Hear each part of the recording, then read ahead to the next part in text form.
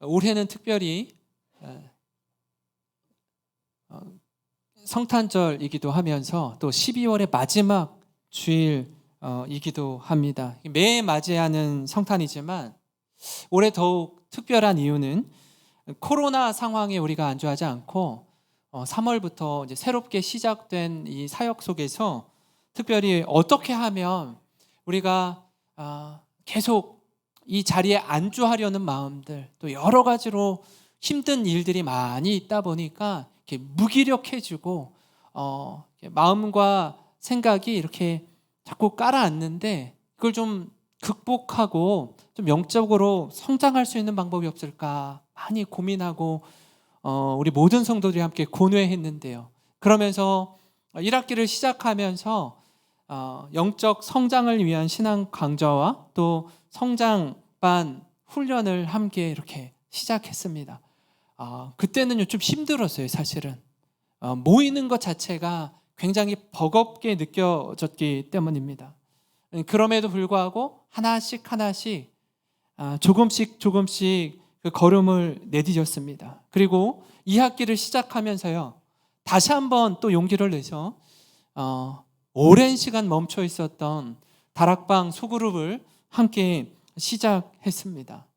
그동안 모이지 못했고 함께 마음을 나누지 못하고 교제하지 못했던 그 시간들이 이제 우리의 마음을 열고 말씀을 중심으로 삶을 나누는 시간들을 가지게 되었습니다. 그리고 우리끼리 모이는 것에만 우리가 만족하지 말고 좀 이 교회를 넘어서, 이 울타리를 좀 넘어서 다른 교회를 좀 돕고 섬깁시다 하는 마음으로 지난 7월에는 한여름에 경북 의성에 가서 국내 선교로 선교팀이 함께 섬겼고요. 또 이 국내뿐 아니라 좀 이 나라를 벗어나서 해외로 가서 또 잃어버린 영혼을 향한 우리가 마음을 품읍시다 하는 마음으로 라오스 단기 선교를 다녀왔습니다. 그리고 지난달에는 새생명 축제를 통해서 사랑하는 우리의 가족들 또 우리의 이웃들에게 복음을 전하는 시간을 가졌습니다.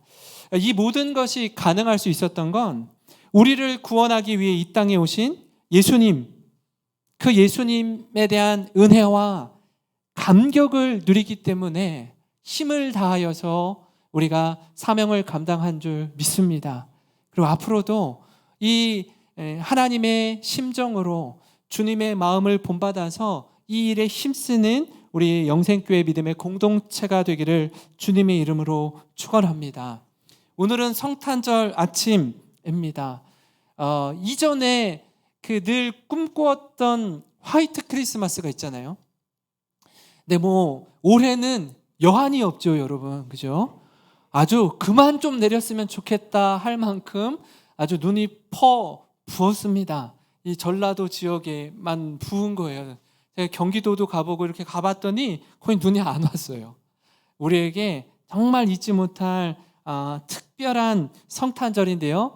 오늘 예수님의 탄생기사 또 그분의 족보를 이렇게 좀 살펴보면서 얼마나 예수님의 탄생이 우리에게 큰 의미를 주는지 함께 살펴보려고 합니다. 그래서 꼭 기억해야 될 이 중요한 메시지는요, 오늘 설교 제목이에요. 예수, 임마누엘, 요 두 단어만 기억하시면 되는데요. 예수님의 탄생 기사를 살펴보기 앞서서 좀 족보를 좀 함께 이렇게 하나씩 살펴보려고 합니다. 그 가운데 예수님의 족보에 등장하는 5명의 여인의 이름이 있습니다. 일반적으로는 여인의 이름이 기록되지 않아요. 족보에는 남성들의 이름만 기록이 되는데 이 5명의 여인의 이름이 왜 기록되었을까? 좀 특별한 의미를 담고 있기 때문입니다. 1장 3절을 보시면요, 유다는 다말에게서 베레스와 세라를 낳고 이렇게 기록되어 있습니다. 다말은 누구냐 하면요, 유다의 며느리입니다. 유다와 며느리가 관계를 맺어서 베레스와 세라는 쌍둥이를 낳습니다. 성경에 기록되기 참 쉽지 않은 내용들이죠. 그리고 1장 5절에는요, 살몬은 라합에게서 보아스를 낳고, 라합은 누구입니까? 어떤 일을 했죠? 기생이었습니다. 기생을 통해서 보아스를 낳습니다. 보아스는요, 과부였던 룻을 통해서 다윗 왕의 할아버지인 오벳을 낳습니다. 일반적이지 않은 족보입니다. 어떻게 보면 이 말씀을 보면 좀 부담스럽고 좀 불편하기까지 합니다. 그리고 나서 또 다윗 이야기가 나오는데 6절에 보시면 다윗은 우리아의 아내에게서 솔로몬을 낳고, 다윗이 자신의 아내가 아니라 자신의 군대 장관이었던 우리아의 아내 밧세바에게서 우리가 잘 아는 지혜의 왕 솔로몬을 낳습니다. 그러니까 예수님의 족보를 통해 우리가 알 수 있는 건 예수님이 아브라함과 다윗의 자손이라는 것과, 와, 이런 족보가 있나 할 정도로 인간의 연약함에도 불구하고 그 역사 속으로 들어와서 우리의 구원자가 되셨다라는 것을 보여주고 있습니다. 근데 여기서 우리가 한 가지 족보 가운데 주목해야 할 부분이 하나 있습니다. 그게 뭐냐면 예수님의 탄생을 어떻게 이 족보 가운데 기록하고 있느냐라는 거예요. 왜냐하면 우리가 살펴본 이 4명의 여인의 등장엔 항상 그 남편이 누구인지가 기록되어 있어요. 이 남편을 통해서 이 여성이 누구를 낳고 이렇게 기록되어 있습니다. 그런데 오늘 말씀 1장 16절을 보면요, 좀 다른 점을 발견할 수 있습니다. 한번 뭐가 다른지 한번 주위에서 읽어보시기를 원하는데 같이 한번 읽겠습니다. 시작. 야곱은 마리아의 남편 요셉을 낳았으니 마리아에게서 그리스도라 칭하는 예수가 나시니라. 요거 좀 띄워주세요. 계속. 야곱은 마리아의 남편 요셉을 낳았으니, 그리고 요셉은 마리아에게서 그리스도라 칭하는 예수가 나시니라 이렇게 기록되어 있지 않고 요셉은이 빠져 있죠. 요셉은이 빠져 있고 어떻게 되어 있죠? 마리아에게서 그리스도라 칭하는 예수가 나시니라 이렇게 기록되어 있어요. 왜 그럴까요? 왜? 예수님의 아버지가 요셉이 아니기 때문에 그래요. 그러니까 마리아는 성령으로 잉태되었기 때문에 그렇습니다. 그러니까 오늘 말씀은 예수님의 족보 뒤에 나오는 예수님의 탄생 기사를 좀 더 세밀하게 기록하고 있는데 성령으로 잉태된 사건을 다루고 있습니다. 1장 18절에 예수 그리스도의 나심은 이러하니라. 그의 어머니 마리아가 요셉과 약혼하고 동거하기 전에 성령으로 잉태된 것이 나타났더니. 그러니까 마리아와 요셉이 약혼은 했지만 아직 정식으로 결혼은 하지 않은 상태입니다. 그때 마리아가 성령에 의해 잉태되었습니다. 이 상황을 마리아가 요셉에게 이거 어떻게 말하죠? 내가 당신과 관계를 맺지 않았는데 내 뱃속에 아기가 있다라는 얘기를 어떻게 할 수 있죠? 아마 이 자리에 계신 여성분들은 이게 얼마나 난처하고 곤란하고 또 심지어 이 당시에는 자신의 생명의 위협까지 줄 수 있는 이야기라는 걸 우리가 알 수 있습니다. 당시 약혼한 여성이 임신한 사실이 알려질 경우에 모세법에 의하면 돌로 쳐 죽임을 당할 수 있었어요.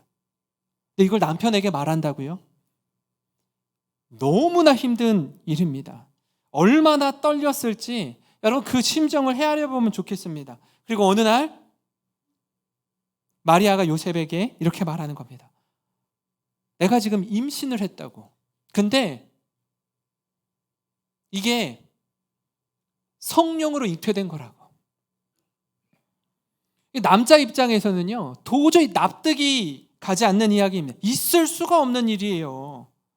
이걸 어떻게 받아들이겠습니까? 어느 세상의 남자가 자기 아이가 아닌 아기를 임신한 아내를 어떻게 여기겠습니까? 어떻게 대할까요?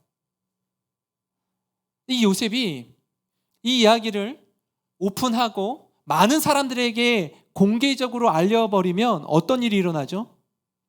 돌에 맞아 죽을 수도 있는 거예요.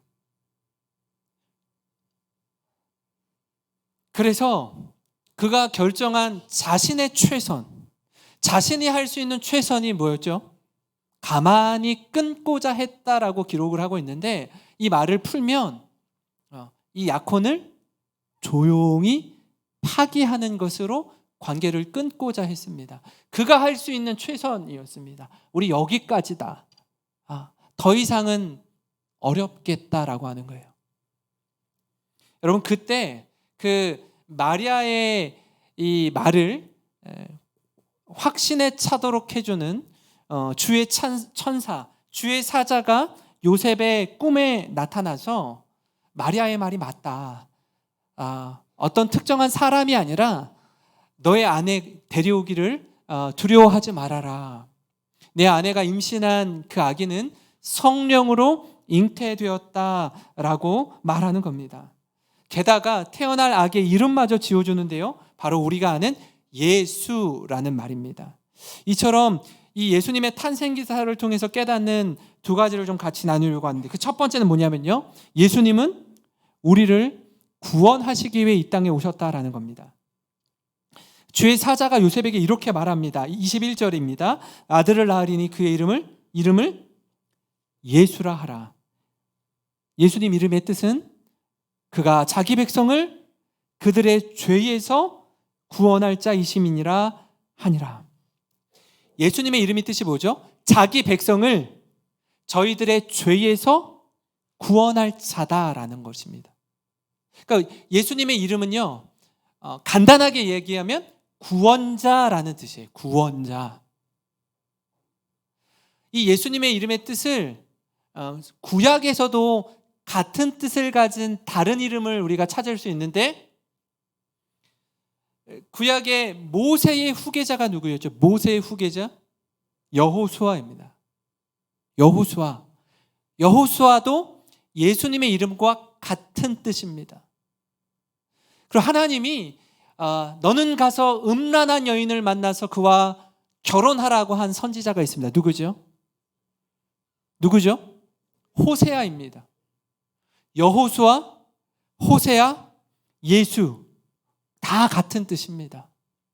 구원자라는 의미를 가지고 있습니다.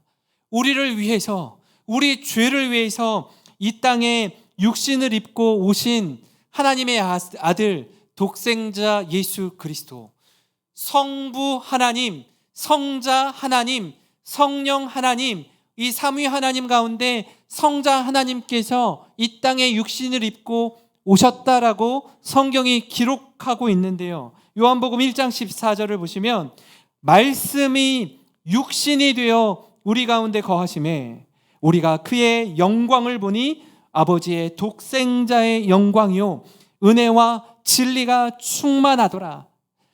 이 말씀이 육신이 되었다라는 말을 사자성어로 얘기하면 도성인신이라고 합니다. 말씀이 육신이 되어 우리 가운데 거하셔서 하나님을 우리의 눈으로 볼 수 있게 된 것입니다. 요한복음 1장 18절에는요 이렇게 말씀해요. 본래 하나님을 본 사람이 없어되 아버지 품속에 있는 독생하신 하나님이 나타내셨느니라. 성자 하나님이신 예수님이 이 땅에 오셔서 우리를 죄와 사망으로부터 자유케 하셨습니다. 그렇게 예수님 오신 날을 기념하는 날이 바로 오늘 성탄절입니다. 사랑하는 성도 여러분, 이 구원의 은혜와 감격 가운데 오늘 이 날, 이 성탄절을 기쁨으로, 감사함으로 보내시기를 원합니다. 높고 높은 하늘 보좌를 버리시고 낮고 천한 이 땅에 오셔서, 심지어 말 구유에 오셔서 어떻게 하나님의 아들 예수님이 이 땅에서 사셨는지, 어떤 죽음으로 우리를 구원하셨는지 깊이 새기는 이 시간이 되기를 소망합니다.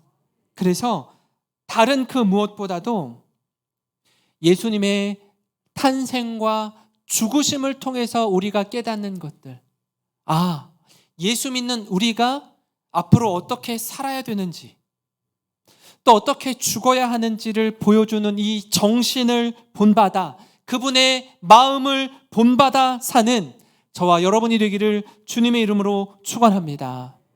그런가 하면요, 예수님의 탄생을 통해 깨닫는 다른 한 가지는 하나님이 우리와 함께 하심을 보여주시기 위해 이 땅에 오셨습니다. 하나님이 우리에게 보여주신 사랑은요, 내가 너희와 함께 하마 하는 것으로 사랑을 나타내 주셨다라는 거예요. 이미 예수님 오시기 700년 전에 이사야 선지자를 통해서 약속하신 말씀이 예수 그리스도를 통해 성취되는데요. 이사야 7장 14절입니다. 그러므로 주께서 친히 징조를 너희에게 주실 것이라. 보라, 처녀가 잉태하여 아들을 낳을 것이요 그의 이름을 임마누엘이라 하리라. 그러니까 이사야의 약속의 말씀이 700년 전에 기록된 선포된 약속의 말씀이 700년 후에 예수 그리스도를 통해서 성취되는 것입니다. 마태복음 1장 23절에 같이 한번 읽겠습니다. 시작. 보라, 처녀가 잉태하여 아들을 낳을 것이요 그의 이름은 임마누엘이라 하리라 하셨으니 이를 번역한즉 하나님이 우리와 함께 계시다 함이라. 아멘. 그러니까 예수님의 또 다른 이름은 뭐예요? 임마누엘입니다. 임마누엘이 뜻이 뭐라고요? God is with us. 하나님이 우리와 함께 계신다라는 뜻입니다. 그러니까 멀리 계신 것 같은 하나님이 이 땅에 우리에게 오셨습니다. 보이지 않는 하나님이요, 우리 눈에 육신을 입고 이 땅에 오셨습니다. 우리 손으로 만질 수 있는 하나님으로 오셨다라는 거예요. 우리 귀로 들을 수 있는 하나님으로 오셨다라는 사실입니다. 그분이 바로 예수 그리스도 임마누엘의 하나님이신 줄 믿으시기 바랍니다. 하나님께서 피조물인 우리와 함께 하시는 겁니다. 생사고락을 함께 하시는 거예요. 여러분, 이것보다 더 큰 기적과 은혜가 어디 있습니까? 성자 하나님이 피조물인 사람이 되셔서 십자가의 죽으심으로 그 사랑을 나타내 주셨습니다. 우리가 어떤 상황과 환경에서도 잊지 말아야 할 한 가지, 그게 뭐냐면요, 바로 나는 혼자가 아니며 하나님이 나와 함께 계신다라는 사실입니다. 여러분, 우리가 얼마나 연약한 존재인지 평범한 일상을 살아갈 땐 잘 몰라요. 근데 바람이 불고 이렇게 눈보라가 치고 어려움의 한복판에 처할 때에 두려움을 느낍니다. 세상에 내 편이 한 사람도 없는 것 같고 하나님이 왜 나를 광야 한복판에 세워두시는지 이해하지 못할 때가 있습니다. 여러분, 그때 우리가 기억해야 할 말씀 바로 이겁니다. 하나님이 나와 함께 하신다라는 사실이에요. 그 하나님이 계심을 신뢰하며 믿음의 길을 주님과 함께 걸어가는 것입니다. 저는 이 성탄절이 그 다른 어떤 날보다도 하나님 나와 함께 하시는 주님으로 인하여 감사합니다.